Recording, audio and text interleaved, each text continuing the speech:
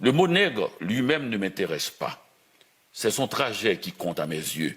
Ce mot tout sec, nu, sans le sang et les rires qui l'irriguent, n'est qu'une insulte dans la bouche d'un raciste.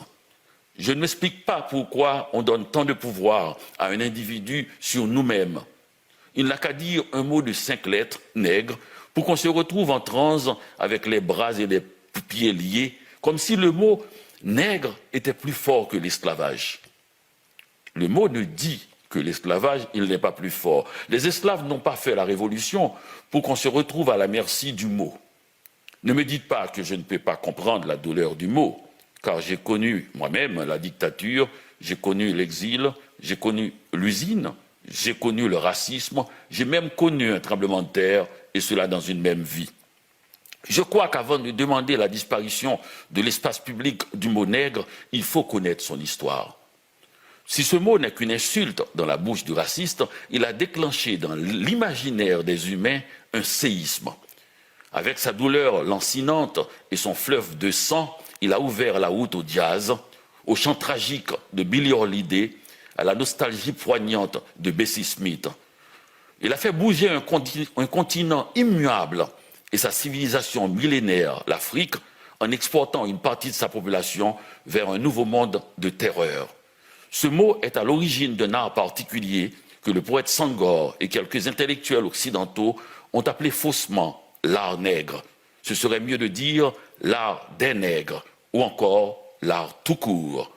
Tout qualificatif affaiblit ce qu'il tente de définir. Mais passons, car ce domaine est si riche. Dans le seul domaine de la littérature, on n'a aucune idée du nombre de fois qu'il a été employé.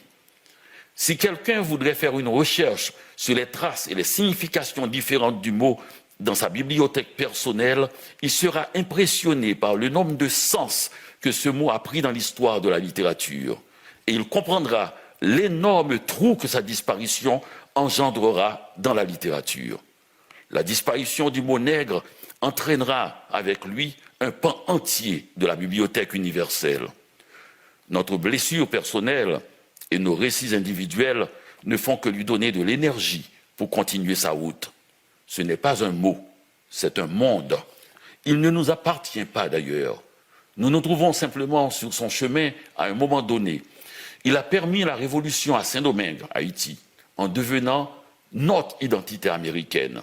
On a capturé des hommes et des femmes en Afrique qui sont devenus des esclaves en Amérique, puis des nègres quand Haïti est devenue une nation indépendante, et cela par sa constitution même.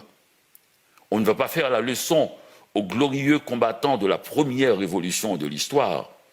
Si le mot révolution veut dire chambardement total des valeurs établies, celle de l'esclave devenu libre en est la plus complète.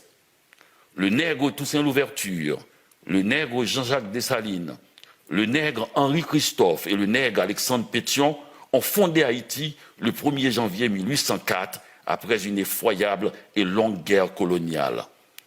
Alors, quand un raciste m'apostrophe en nègre, je me retourne avec un sourire radieux en disant « Honoré de l'être, monsieur ».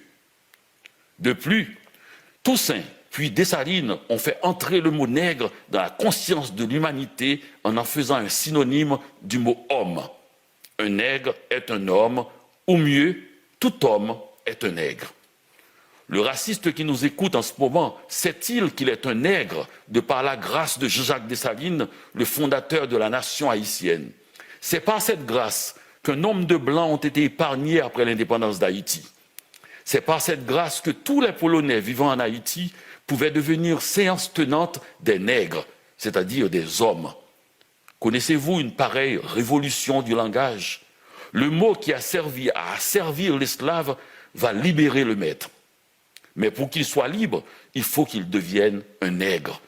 D'où la phrase magique « Ce blanc est un bon nègre, épargnez-le ». Vous comprenez qu'un tel mot va plus loin qu'une douleur individuelle et que si nos récits personnels ont une importance indéniable, ils ne font pas proie face à l'histoire. Une histoire que nous devons connaître puisqu'elle nous appartient, que l'on soit un nègre ou un bon nègre.